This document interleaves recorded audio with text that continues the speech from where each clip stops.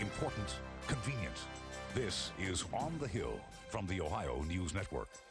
Hello, welcome to On the Hill on the Ohio News Network. I'm Jonathan Riskin, Washington Bureau Chief for the Columbus Dispatch. Your host and our guest this week, Congressman Tim Ryan, Democrat of Niles, Ohio, up there near Youngstown. It's great to have you on the show, Congressman. Always a pleasure. Well, it's good to have you here. Let's get right to it. Unbelievable week here in Washington. By a lot of estimates, nearly 2 million people at the inauguration of our 44th president, the 56th inauguration of a president, now President Barack Obama.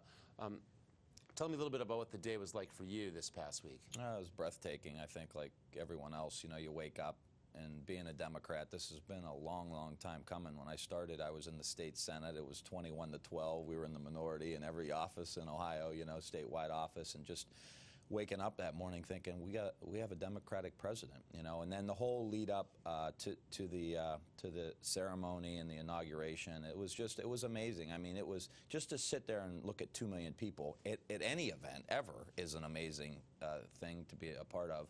But to watch this transition of power, you know, that our country has established, and then the first African American, and I got to tell you that when President Obama walked down the stairs, John Lewis, the great civil rights leader, was on the stairs, and I think Barack took 2 steps and hugged John Lewis, and just that's in my mind that, you know, all of these struggles, all of the things I've watched on TV, you know, the hoses and the dogs and the riots and the, you know, the signs of no Negroes allowed, those kinds of things, and to watch these 2 men hug each other as he's going to get sworn in was just, you know, I get goosebumps just thinking about, you know, how great this country is, to where you have opportunity. And I think it's a great signal to young people. It's a great signal that if you do work hard and you get yourself educated, you can do anything that you want, and there are no limits. Yeah, it was a unprecedented day, historic day to be sure. And, you know, a lot of us in the media toss around words like historic and landmark, maybe too often. In this case, no doubt. It was one of those things that words can't describe it. You know, you just, there's nothing you can say. You're just watching it and you feel it, you know, and it was just the people that were there, and the 70 or 75-year-old African Americans that are sitting there just crying. Yeah. You know, it's just, what a great country. I mean, you know, and, you know, we all have our own immigrant stories. My grandparents were Italian and came here, and, you know, their great-grandson's a congressman, you know, and Barack's story. That's America, and that's the power of our country. That's the magic of our country, and that's why people want to come here. And his inaugural address, maybe a little less soaring rhetoric than some people expected. It seemed to be very much of a, you know, hey, America, let's pull ourselves up by our bootstraps here. We've got big challenges, but yet, you know, we can overcome them, and there's nothing fancy we need to do. We need to get back to work. Is that your sense of it? It was a real grounding, I think, of America, you know, and calling the people to say, okay, let's realign ourselves. Here's what, it's almost like a rotation of, like, the way we think, you know, and here's how we should be thinking. Here's how and it was grounded in George Washington. It was a story in quotes from him. It was grounded in the people who fought in the Revolution and the Civil War. It was grounded in Lincoln. It was grounded in the founding documents. So I think he kind of reestablished our country on some of these basic principles, that we are a peaceful country, but, you know, we will do what we have to do to keep our people safe. We believe in the rights of men and women who live in this country, natural-born rights, and the government doesn't have a right to intrude on those. Those kind of basic, that have become real political hot buttons over the last few years, Barack Obama stepped up and said, this is America, this is what we stand for, let's go.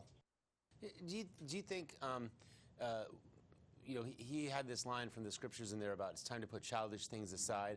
Was that, some people interpreted that as maybe a little bit too much of a slap at the outgoing president of the Bush administration, and maybe even at members of Congress in terms of what's been done or maybe not been done in a lot of cases over the past few years? How did you interpret that? He's correct. I mean, it does get childish up here. All you have to do is turn on the news or read the paper and see, you know, what's going on, just some pettiness.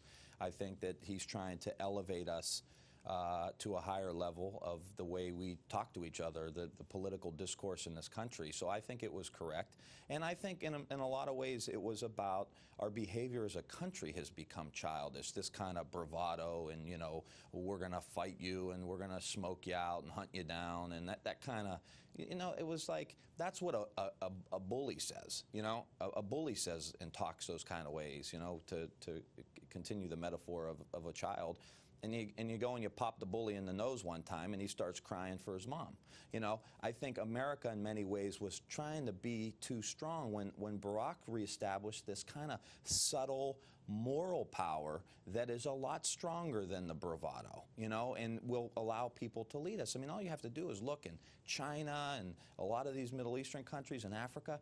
They love the reestablishment of America. And a friend of mine was driving in a cab over here yesterday with a fella from Ethiopia, and he kept saying, this is why our country is great. He's an immigrant here. Our country. You know, that kind of moral power is so much stronger than the bravado. We've got it. You've got wars happen. You have to be aggressive. Terrorism is a real threat, and we have to fight it. But underlying that, to build these alliances, is a moral power that I think has been reestablished in our country. The president also talked a lot about bipartisanship, getting things done, a new way in Washington. As you've noted, members of Congress have been more and more partisan, I think, over the past few years. It's safe to say. You now have a Democrat in the White House, Democrats with larger majorities in the Senate and the House, pretty large majorities, in fact, in both bodies. Do you think that Democrats can get things done, and do you think that the new Obama administration and Democratic leaders in Congress can work with Republicans in the Congress to get things done? Yes, I think so. And, you know, he's meeting with senators all the time. I think his cabinet that he's put together with Senator Clinton, former Senator Daschle, Joe Biden, obviously, there's a lot of relationships in the Senate on both sides, I think, coming out and meeting with John McCain right out of the gate, and to continue this dialogue. And as long as you realize where you can agree, where you can disagree, where we can move forward and keep those lines of communication open, I think he's going to be successful. And I don't think it's for the photo op, you know, okay, I'm elected, bipartisanship. I think he means it. I really do. I think, and he's the kind of guy that does want to get information from different people. I know he's going to meet with I think Eric Cantor in the Republican House leadership in the next week or so. Those kinds of things. And Rahm comes from the House, and Rahm Emanuel, his new chief of staff. His chief of staff has a lot of relationships on the Republican side too, because Rahm was in leadership and negotiating a lot of the different bills that would come out of the House. So I think Barack has surrounded himself with people who have relationships with Republicans. He is not a partisan. I think most people are pretty surprised by this fella who's pretty moderate and wants to solve problems, pretty pragmatic. All right, Congressman Tim Ryan, we'll take a quick break. When we come back, we're going to talk about the economy and what you think Congress is going to do with this big stimulus package that President Obama wants to see passed. So stay with us, Congressman Tim Ryan. Stay with us out there. We'll be right back to On the Hill on the Ohio News Network.